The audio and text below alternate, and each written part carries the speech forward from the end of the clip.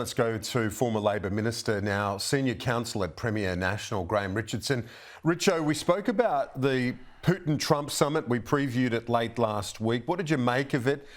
One of the concerns that's been raised is that it does elevate Putin, rolling out the red carpet for him and having that one-on-one meeting between Trump-Putin. But Trump doesn't abide by the old school rules of diplomacy. He tries to shake them up. That's the whole point, isn't it?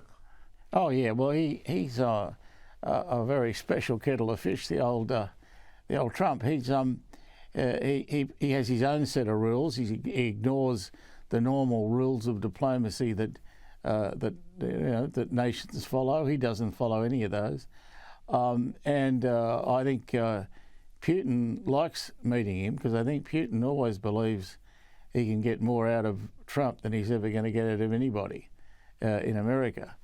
American leadership hasn't been kind to him thus far, and now I think he seems to think he's latched on to a president who might give him a bit of a go.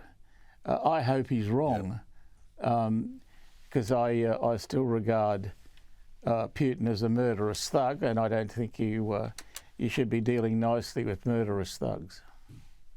Well, there appears there are a number of European leaders who agree with you on that, very much so, Richo. When you look at the likes of Macron, Starmer and others, they're all basically on cancelling other plans and going straight to Washington in the next 24 hours with Zelensky as a show of force. It's quite an extraordinary follow-up to that other summit. They're saying, that's fine, you can meet with that guy one-on-one, but you're going to have to meet with all of us, 9, 10 of them. Yeah, it's an interesting development, the only thing I glean from that is that there is quite a deal of unhappiness around the Western alliance with Trump.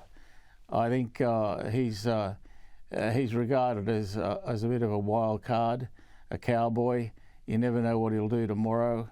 And you don't know that because he doesn't know what he'll do tomorrow, and I think that's a big problem. So yeah, I'll be very interested to see how it pans out. The way you described Trump there, I think, is also relevant to look at not just the Western alliance, but popular opinion. At the news poll today said most people, or more people, are worried about Trump and tariffs than they are China and security. Well, I think they should be. I think, Trump, with this stupid decision on tariffs, and it is stupid, I think it could eventually cause an enormous hole in the Western economies. And, we can't afford that. So Trump's going to be responsible, I think, for some hardship right through the West. I just hope that Western leaders can get hold of him somewhere in a back room and thump some sense into him, because we can't afford our alliances to get fractured the way I fear they're going to be. The news poll more broadly has Labor well ahead. Obviously, we've just had the federal election. The Prime Minister's approval rating is up as well. It's interesting, a bit of a honeymoon, but this is the second time around. Yeah, he's had a few honeymoons, the old Albo, but Albo's doing really well, and I think the thing that Albo's got going for him is this likability factor. People do think he's a good bloke, and they're right. Anyone who knows him personally knows that he is a good fella, and that's coming through now in the way he handles himself as Prime Minister. Richo, thank you, my friend. We'll see you later in the week. Okay, mate. Thanks.